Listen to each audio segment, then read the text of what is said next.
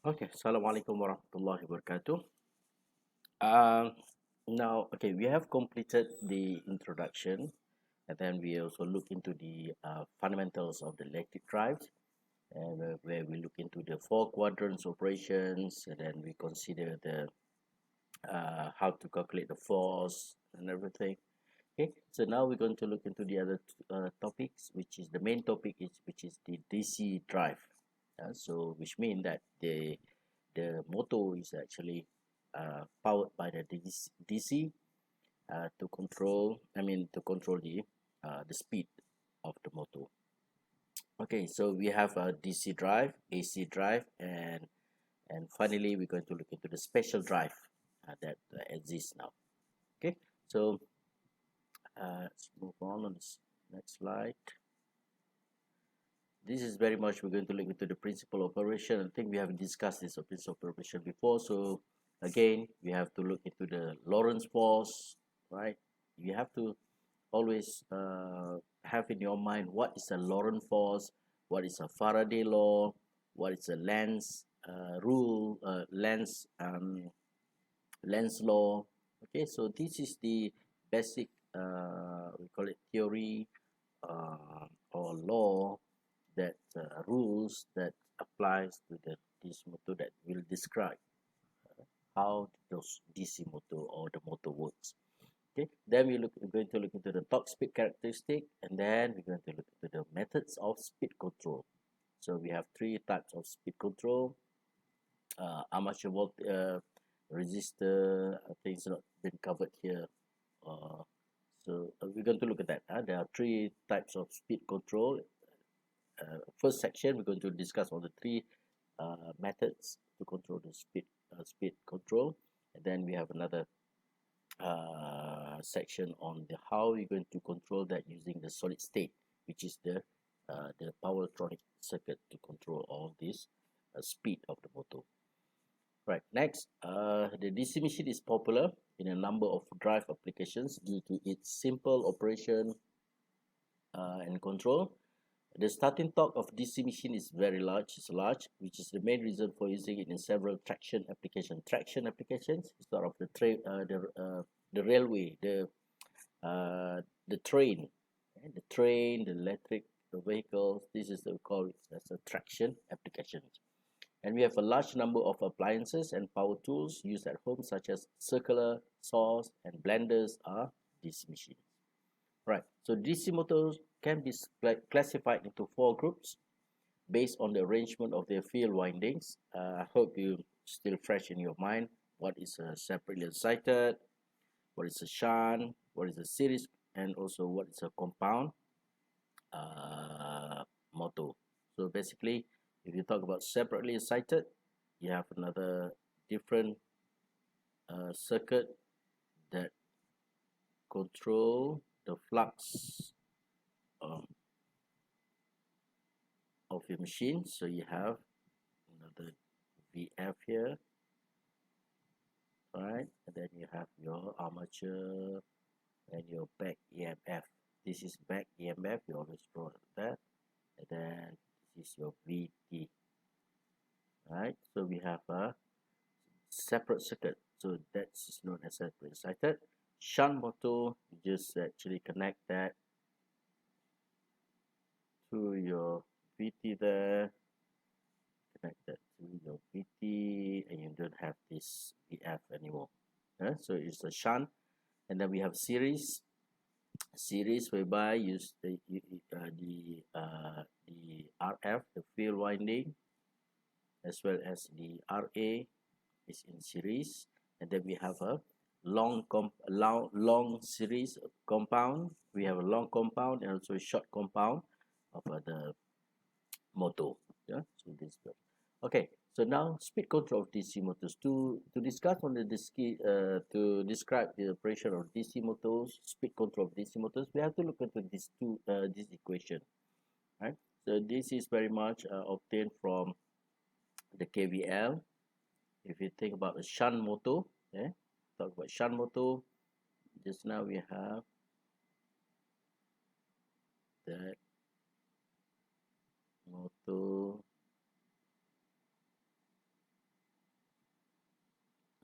VT. So we take the KVL across that. So we have EA, this is VT, and current into the nodes here. This is IA, and this is IF, is that it? And this is IT, terminal current. So based on the KVL equation, we have very much minus EA minus IARA plus VT, is it, equals to 0. So you have EA equals to VT minus IARA, and then we know that EA, the back EMF, is always depend on the EA equals to K flux omega M, is it? And then you replace that into this equation, and therefore that gives you this equation, right? You get this equation first, and if you replace this with, we know that torque equals to K flux IA. So if you replace this into that will give you this equation, right? So this is two main equation that will give you the characteristic between speed and torque, isn't it? So that describe that will actually tells you which variable, which parameter that will control the speed of the motor, right? And we also have this we call it as a no load speed. So the no load speed is not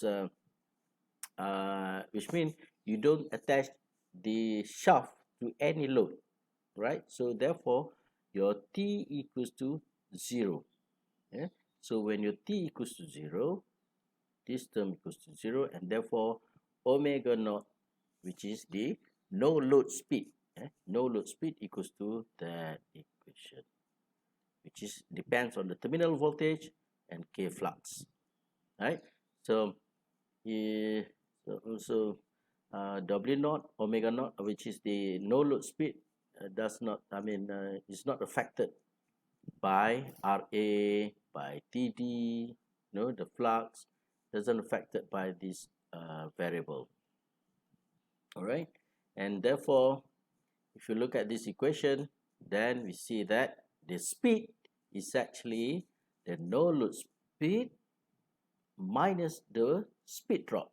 This is known as speed drop, because we have a subtraction here, isn't it? Negative. So it's the speed is always the no load speed minus the speed drop. Okay, and we also have that equation. So the speed drop can be described by these two equations. One is, if you base on the torque, then you get that equation. If you base on the current, armature current, then you get that as a delta omega, and this is delta omega squared. Right. So by looking at that VT, therefore, we found out that the omega, the speed here, can be controlled by resistance in armature circuit, which is RA here. Okay, and then the terminal voltage VT, and finally the field flux, the flux here. K is always a constant, right? It's a machine constant, so you cannot you cannot vary the constant of the motor at all times. So therefore, what left is we can control the armature resistance, we can control the terminal voltage or armature voltage here, and as well as the field flux, in order for you to control the speed of the motor, isn't it? So when let's read this. When a resistance is inserted in the armature circuit, the speed drop delta omega increases. Therefore, if you plus R add, for example, so you add another resistance to that RA, therefore you have a larger speed drop, isn't it? So when we have a larger speed drop, therefore omega will reduce, and the motor speed decreases. And then the terminal voltage, reducing the armature voltage VT of the motor reduces the speed of the motor, isn't it? So if you reduce Vt, then omega also will reduce. But if you reduce the field voltages, which means if you reduce flux, omega will increase, isn't it? Yeah, because K flux divided by K flux, so we can see that the motor speed will increase. So that's some intro on that. And we cannot operate electric motor with voltages higher than the rated volume, right? We know that we have a specified, the motor have the Vt, which is the rated voltage. So you cannot go higher than that, which means Vt cannot go higher than the rated voltage. So what left is you only can reduce that. So if you reduce Vt, of course, the omega will also reduce, isn't it? So hence the second method, which is the armature voltage control or the terminal voltage control, is only suitable for speed reduction, whereas the third method, field voltage, is suitable for speed increase. Because if you increase Vt, you in terms of shunt motor, if you increase Vt, you also actually increase flux. The third method, field voltage. If you increase the field voltage, then you increase the flux. If you reduce the field voltage, you actually reduce. Let me do it again. Right. So if you increase, we always need to reduce the voltage, isn't it? So if you reduce the field voltage, Vf is reduced, flux is reduced, and therefore omega will increase, because we know that K flux Vt divided by K flux here. So if you reduce, is indirectly proportional. If you reduce the flux, therefore omega will increase. Okay. Next. Now we look into the controlling speed by adding resistance. The first method, which is you add or you increase the value of armature resistance by adding an additional resistor here. So it is a variable here, and therefore, if you look at the speed torque characteristic, if we consider the similar torque, so this is torque, and we assume that we have a constant torque. Now T is constant. So that's why we have a straight line here, straight vertical lines here, because we have a torque constant. So let's say torque, whatever torque T here, right? So it's a constant torque. Therefore, assume that the load torque is unidirectional and constant. Unidirectional because it is only first quadrant here, isn't it? So torque is always positive, and constant. So fixed into a vertical line. So it is unidirectional and constant. A good example of this type of torque is an elevator. Look at that. If you have an elevator here, so it is always in constant speed, isn't it? It's always in constant speed, torque, constant torque, and is a unidirectional. Also assume that the field and armature voltages are constant. So we're going to assume that we have a constant Vt as well as Vf, which means you don't allow any change to the flux as well as the Vt. They are constant. Armature constant, isn't it? Both are constant. Then we can describe the operation of this. So what happens is that if you look at this speed torque characteristic, we know that the first line here describe the normal operation of your motor.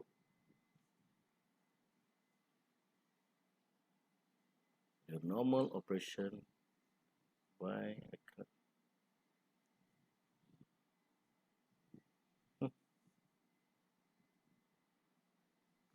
cannot make it so I just do this. Okay, so this is the basic equation. I mean the first equation whereby we have our original equation Vt equals to a flux minus Ra divided by K flux squared multiplied by dt. Great. So we have an original Ra here, the initial value of armature resistance, and therefore this is your speed torque characteristic whereby you have this is your omega naught, which is here we have omega naught, and then there is a volt speed drop. If I can draw a horizontal line here, right, and if I measure from there to that point, figure 1 here, there is a voltage drop omega. Great. Yeah? And that omega is actually defined by this term. Yeah? So therefore this is your speed 1. I can put it as speed 1 there. Yeah? So this is speed 1. So the first condition whereby you have a normal operation of your motor here. Okay, so once you add a new resistor, here, what does it mean? Delta W here is increased, isn't it? If you add more resistance, therefore you have delta W here, and therefore you have omega 2. Now, when you add a resistance, omega naught doesn't change, isn't it? This term doesn't change, but the delta W only change. It increase the value of speed drop, and therefore that's why you have point number 2 here. So as you increase the armature resistance by having the value of R at 1, so this is R at 1, if I can just put that, so you have at R at 1, therefore your speed will jump to omega 2. Because here we have this, if I can measure that, that gives me delta W causes by R at 1 here. And so we have a new speed drop, and therefore your torque speed torque characteristic now has changed to that line. Okay, we will change to that line. So the speed drop here, is it? The speed drop to omega 2, and then you have the speed drop again to omega 3. Yes, omega 3 here, and finally you have the point where omega equals to 0, isn't it? So this is point where we have omega 4. This is omega 3. Therefore, you have omega 4 equals to 0, isn't it? At this point, speed is 0. Okay, and that is known as a holding. Okay, this slide actually explain again what I've been talking just now. At point 1, no external resistance is in the armature resistor. If it's a added to there, I just explain that, right? But now, noted that no load speed is unchanged regardless of the value of resistance. The second term of the speed equation is the speed drop, which increases magnitude when R at increases. Consequently, the motor speed is reduced. All right, so you can refer that, try to understand that torque speed characteristic, and this is delta omega 2. Okay, now look into this. If the added resistance keep increasing, so if you keep increase the value of R at, right, until R at 3 here, the system operates at 0.4. Right? It will operate until 4 where the speed of the motor is 0. So at this 0.4, omega equals to 0. We have delta 4, omega 4 here if you like. And therefore, the operation of the drive system at 0.4 is known as the holding operations, the holding condition. So when omega m the speed is, or omega 4 is 0, omega m is 0, the speed is 0. This is known as a holding point. This is holding point. So when the motor is operating under holding condition, the speed drop delta of omega 4 is equal in magnitude to the node speed. So we have that delta 4 equals to omega naught. Is that it? And then you have omega 4 equals to 0. Okay, omega naught equals to delta omega is equals to 0. And at this point, what we can see that we can have what equation is that? So we have this is true. So from that equation, it will give you this equation. So if you rearrange, you can get that R at 3 equals to K flux Vt over Td minus Ra, or you can also have this equation Vt over Ia minus Ra. Is that it? And so you can find the value of R at here. Right. So now we look into the one example. So a 150 volt DC shunt motor drive. So quickly, it tells you this is a DC shunt motor drive. So quickly draw the circuit. Like so, you have this RF. We have that. So quickly draw that so you can get the. You can imagine. You can plan what to do. Try to understand what is given to you here. So you have RF here, and then you have RA here, the back EMF, the VT here, right?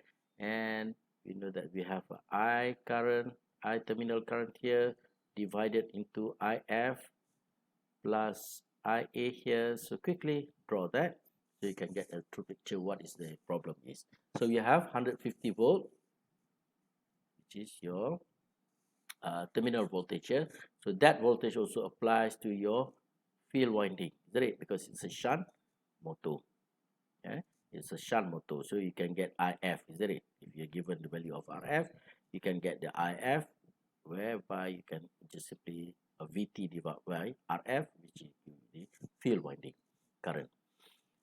Constant load torque at speed of 1200 RPM. So you have a at a certain torque, you have omega or the speed in terms of N, or you can write N, capital N. So your speed is 1200 RPM. The armature field resistance is given to you 1. Okay, one more thing, always remember, starting from now, always remember that the armature resistance is always very, very small compared to the field resistance. So if you have Ra equals to 1, look at the value of Rf. It's always higher, lot higher than the armature resistance. So it's 150 ohm, it's 1 ohm. The motor draws a line current of 10 amps. So line current or terminal current, you have 10 amps here. Okay, so that is given to you. Calculate the resistance that should be added to the armature circuit to reduce the speed by 50%. Is that it? So you have omega 2, which is half of 0.5 of omega 1, isn't it? You want to make it drop the armature circuit to reduce the speed by 50%. So you have to calculate what is the value of resistance. And number 2, assume the rotational losses to be 100 watt. If you have a PR equals to 100 watt, calculate the efficiency of the motor without and with the added. So what happens if you operate at omega 1? What will be the efficiency? If you operate at omega 2, so what is the efficiency? By adding the R here. So if you have a R, so does it affect the efficiency of the motor? We're going to look at that. Calculate the resistance that must be added to the armature circuit to operate the motor at the holding conditions. So holding conditions whereby omega equals to omega m, omega equals to 0. So the motor speed equals to 0. So you have to apply the equation just now to get the value of the R that you need to add. so that you have the zero speed condition or holding condition. Okay, so assume that operating point 1 represents the motor without any added resistance. So this is the shunt motor connection. Okay, and point 2 is for the operating point at 50% speed reduction.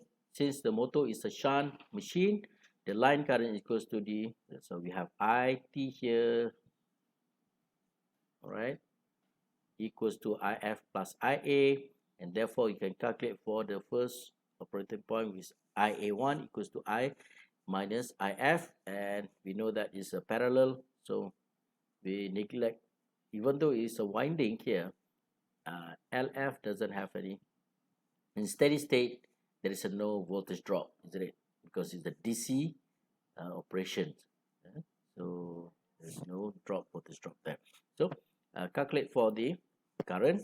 Therefore, you get I armature, the first condition armature current equals to 9 amp. You have 9 amp flowing here. You have 10 amp flowing there, and 1 amp flowing out through the field windings. Okay, the speed equation at these operator points are, of course, we have this Faraday law, the back EMF, which is also can be equal to EA equals to K flux omega equals to V minus IA1 RA1, and you have at the operation number 2, you have K flux omega 2 equals to V minus IA2 RA plus RA1. Isn't it? The armature current is constant, so V is constant because IA equals to TD and flux also constant. So both current also the TD also constant. Hence IA1 equals to IA2. Because of that conditions, therefore IA1 equals to IA2. So if you add resistance, the armature current doesn't change. Right. So you equate that equation EA1, divide that with the equation EA2, and you give this equation, right? And therefore you have that two equations there, and finally you find out that R at equals to 7.83. So if you want to reduce the speed of the motor half of the initial speed of omega 1, which is 2 pi 1200 rpm, isn't it? 2 pi over 60. You want to make it 600 rpm, therefore you need to add 7.83 additional resistance there. So that's the first solution. Now we look into the second solution. To calculate the motor efficiency, first calculate the input power. Right, so this is current multiplied by the voltage, terminal voltage, you get 1500. Next, calculate the motor losses. So the motor losses always consist of field losses, armature losses, as well as the P rod, the 100 watt, isn't it? So I squared F, RF, IA2. So this is the condition before adding the resistance. So this is IA1 condition. And this is when you have this. Of course, we know that IA1 equals to IA2. Doesn't change, isn't it? But in terms of resistor, there is a change there.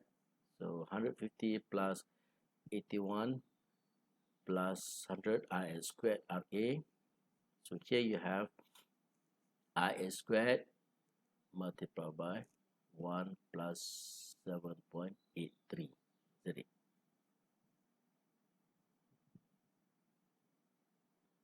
Okay, IA squared RA, so 1 plus 7.83 plus 100, the rotational loss, so that gives us the after the armature resistance we get 65.23.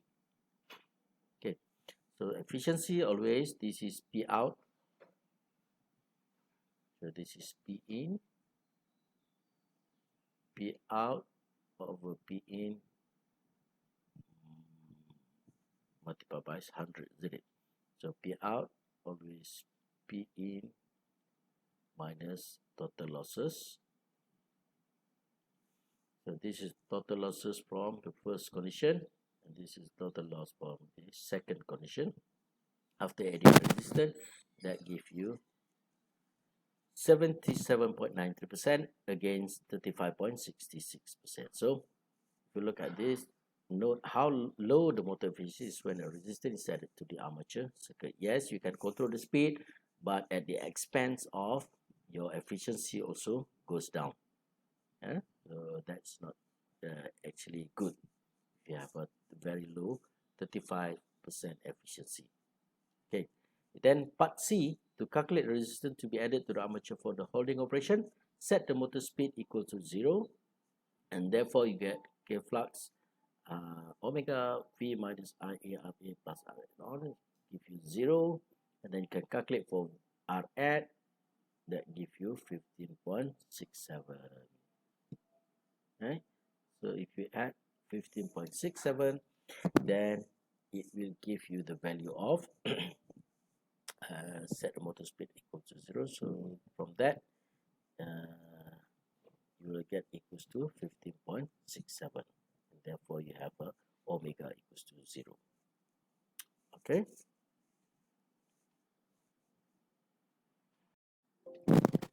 Okay, so now we continue with our controlling speed by adjusting armature voltage, which is the VT here.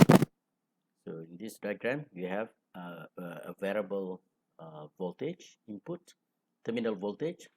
So we change that, and that also known as controlling the armature voltage, because this is the armature circuit. So we controlling the armature voltage. Okay. So what happens is this method is highly efficient and stable, and it's simple to implement.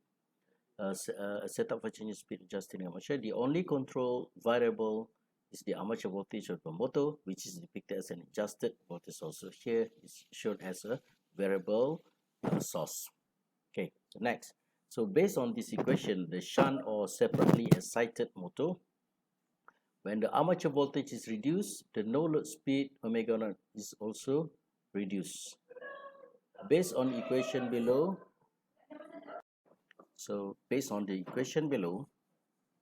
when the armature voltage is reduced, which is you reduce Vt, okay, the no load speed omega naught is also reduced, isn't it? So, which means we know that the equation omega naught equals to Vt over K flux. So when you reduce the Vt, omega naught also reduces, isn't it? And the no load speed is also reduced. Moreover, for the same value of load torque and field flux, so if you fix the torque as well as the flux, so therefore that delta omega, which is the speed drop, is not affected by the change, the variation in your Vt, isn't it? And the slope of the speed torque characteristic of Ra over K, which is independent of the armature voltage. So therefore, hence the characteristic are parallel lines. So if you look at this speed torque characteristic, it is a parallel line, isn't it? Between that speed, that conditions, with that condition, they are in parallel. The omega torque characteristic is in parallel.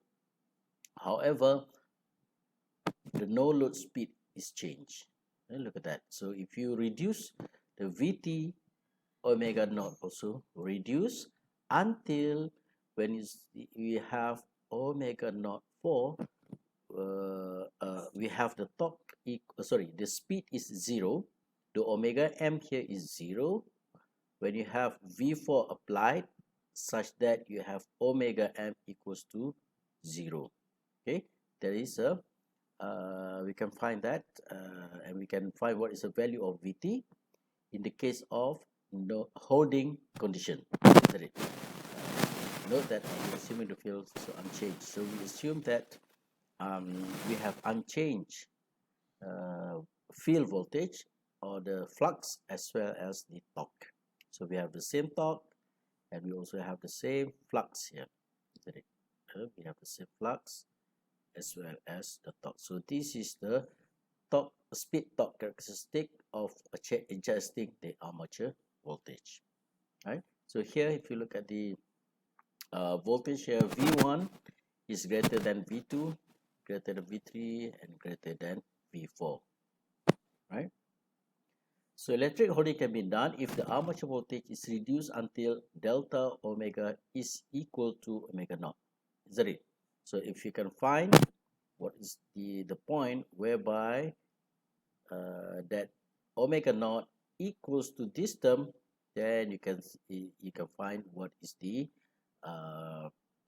Vt that caused that equation equals to 0. The speed equals to 0 by using this equation. Okay. So one example here, for a 20% increase in the armature voltage, Vt is increased. In this case, we increase probably the operating voltage is not at the rated voltage. Probably we are operating at 70% of the rated voltage, so you can increase the armature voltage by 20%.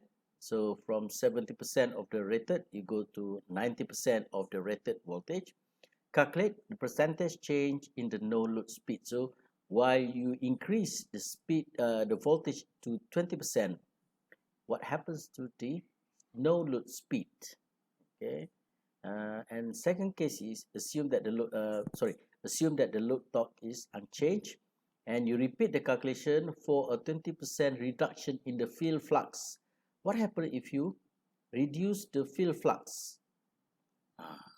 Okay, in this problem, right? So this is your solution. So we know that this is the case. It's always the case when you have a no load speed is when the torque equals to 0. Therefore, you have omega naught equals to Vt over K flux. And then we also have this equation, the shunt or the separately excited motor equation, Vt over K flux minus Ra, K flux squared, Td, because of that.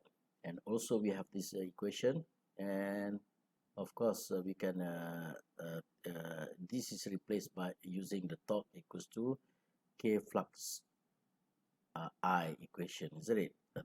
We have discussed that before, right? So both are interchangeable equation, right?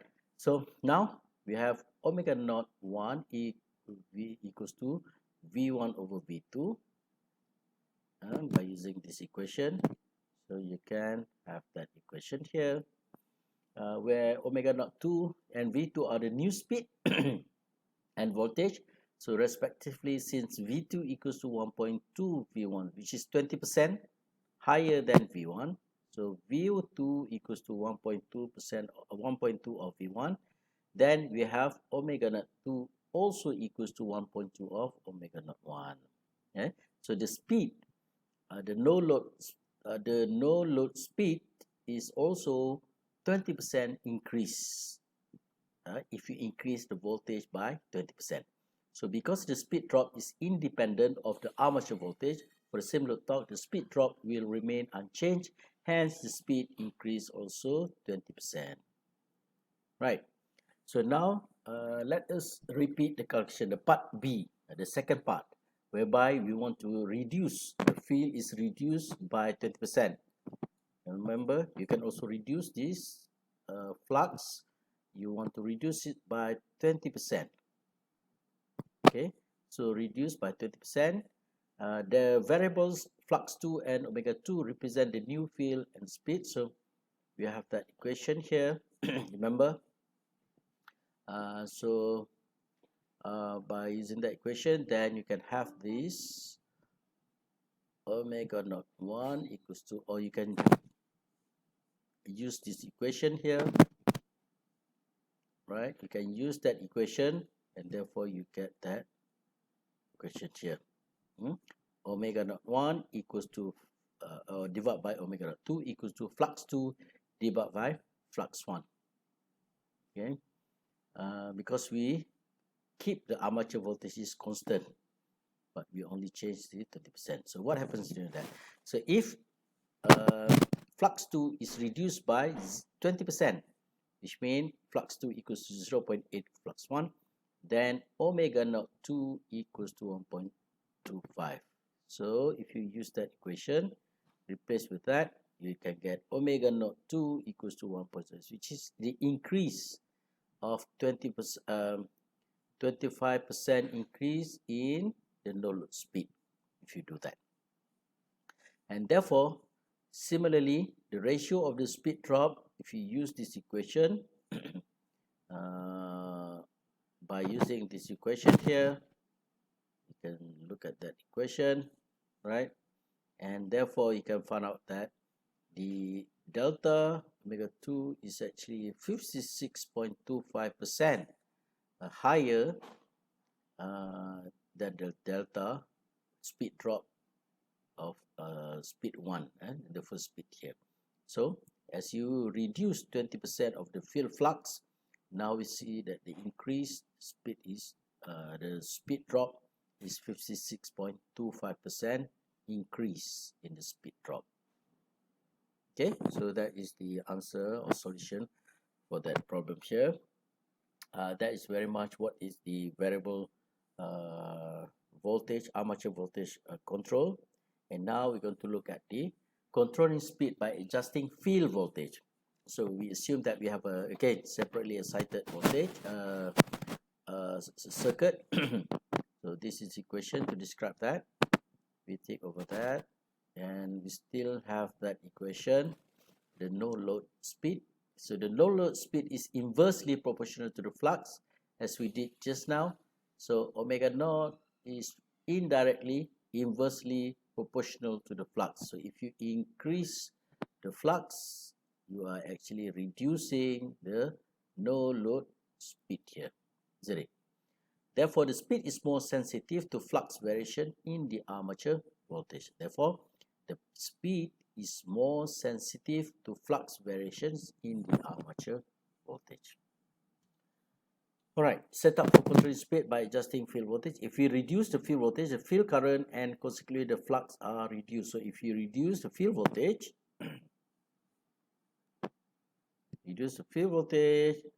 the field current, actually the flux are reduced, the field current is reduced, as well as the flux.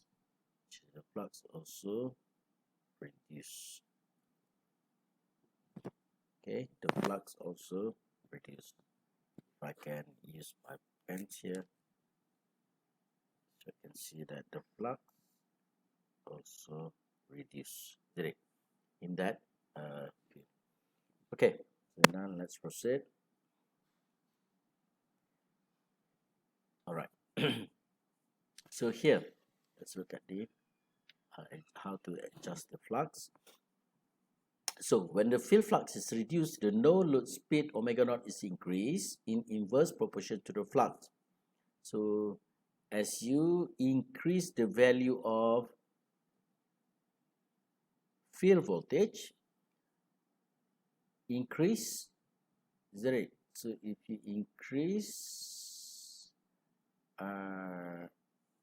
V1 is greater than, sorry, this is actually you reduce, you are reducing the voltage. As you reduce the voltage from VF1 to VF2 to VF3, you see that omega naught 3, the no load speed is increased because the no load speed is inversely proportional to the voltage, field voltage. Right? Field voltage involves that flux here. Yeah, inversely proportional. Right, and that also actually affect the delta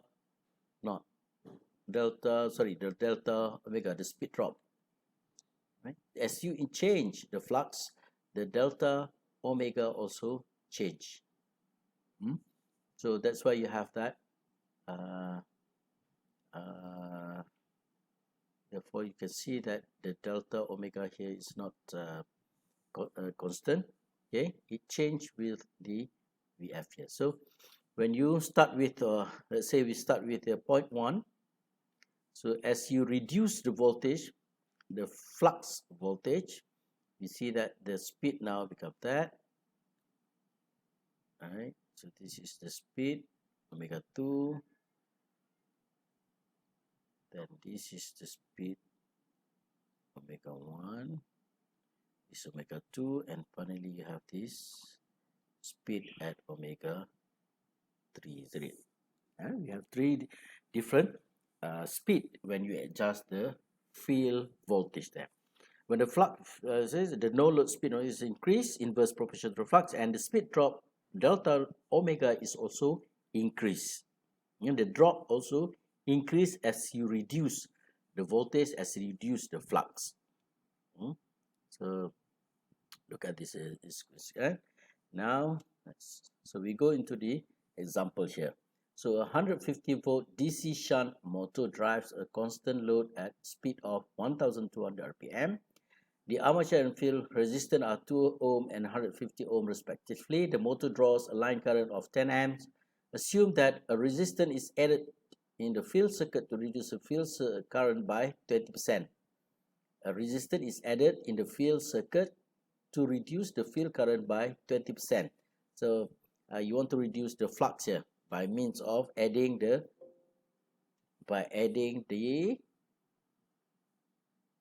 resistance to added field circuit.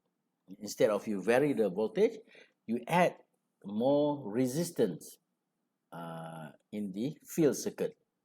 Instead of the before this we have armature, now you add another resistance in the, so it says DC shunt motor. So we have actually, if I can draw it again, so we have another resistance here.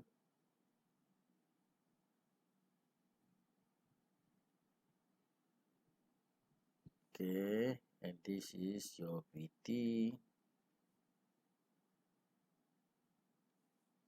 Okay, so this is, I can put this RF. So let's assume this is LF does not affect the steady state, so we just represent as a RF here. So we have RF at,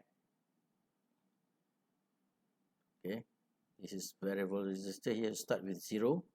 Okay, we start at 0 and then we add some resistor to, so that you can add, you can vary the current here, right? You want to vary the RF here, and this is IA, and this is your IT terminal, and then this is your VT here. Get it? So assume that a resistance is added in the field circuit. So this is the field circuit to reduce the field current by 20%. Calculate the armature current. So you need to calculate what is the armature current here, this motor speed, and value of the added resistance and extra field losses. So what is the extra field losses? By adding this RF in the circuit. Okay, remember that? All right. So let's proceed with that. And the armature current before inserting a resistor in the field circuit is, of course, 1 minus IF. Hope you still remember that. So this is, I can put that. So this is 0. The field resistance, the additional field resistance, the variable resistance is 0. So I just leave it as no resistance there. So you have RA. This is back EMF, and you have this VT here, isn't it? So this VT, this is VF across that. So therefore IF, this is IA, this is I, or IT. Therefore you have armature current equals to 9 amp. Since the load torque is constant, therefore you have TD equals to K flux 1, IA1, K flux. And we also have this equation for the second, for the new speed. When we have a new flux, the new flux with a new current, and this is your equation. And therefore, by using the equation, we found out that the new armature current equals to flux 1 over flux 2 equals to armature current at the first condition here. So assume that the flux is linearly proportional to the field current. Right? We know that linearly proportional to the field current. Therefore, IA2 equals to, and from there you can have what? Flux 1 equal to IF1 multiplied by some constant, whatever kx, any constants. You can put any variable here. So flux 2 equals to IF2k flux kx, any constant. So if you divide that, then you have this is cancelled. Therefore, you have flux 1 divided by flux 2 equals to IF1, IF2, and then you can replace that in that equation here. Okay, in that equation here. And therefore, that gives you this equation. Okay, so you have IA2 equals to IF1 divided by IF2 multiplied by IA1, and therefore that gives you 11.25 amps. So as you reduce 20% of the flux current, now your armature current is 11.25. Okay, notice that the armature current is increased by 25%, isn't it? By 25%. So how we have 9 amps? 9 amp to 11.25. So we start with 9 amp, and now you get 11.25%. So that is actually 25%. The armature current is increased by 20%. To calculate the speed, consider the two equations here. So we always have that equation. K flux 1 omega 1 equals to V minus IA1 RA. K flux 2 omega 2 V minus IA2. And by dividing that, you will get that equation here. And finally, you found out that the speed, the new speed, equals to 144.86 RPM. So the result is 20.73% increase in speed as you reduce the flux by 20%. So if you reduce by 20% of flux or IF, right, you actually reduce you actually increase, isn't it? You actually increase the speed to 144.86, which is 20.73% increase in speed, right? And therefore, is it the final slide? You need to calculate what's the value of Rn. So the value of the resistance that should be inserted in the field circuit can be calculated using Ohm's law, and as I mentioned earlier, you have that circuit, isn't it? You have R at here,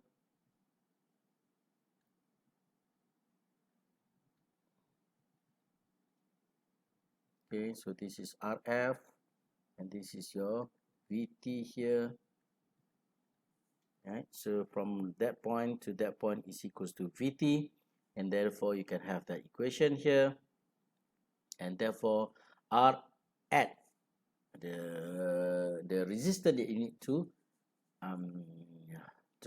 add to get the 20% reduce in the flux equals to 37.5 ohm.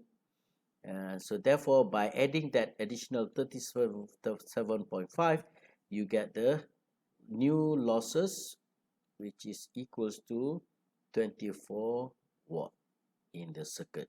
So you, by adding that 37.5%, you actually add another loss of 24 watt to the circuit. Note that the additional losses are small when the resistance is added to the field circuit. This is why the technique is acceptable in industry even when solid state field control devices are available. Even though you want to increase the flux, the current by 20%, we actually add a small loss to your circuit here. Okay? So the P loss at the new additional loss is only 25 watt. Okay? So the additional losses are small when the resistance is added to the field circuit. This is why this technique is acceptable in industry even when solid state field control devices are available. Right?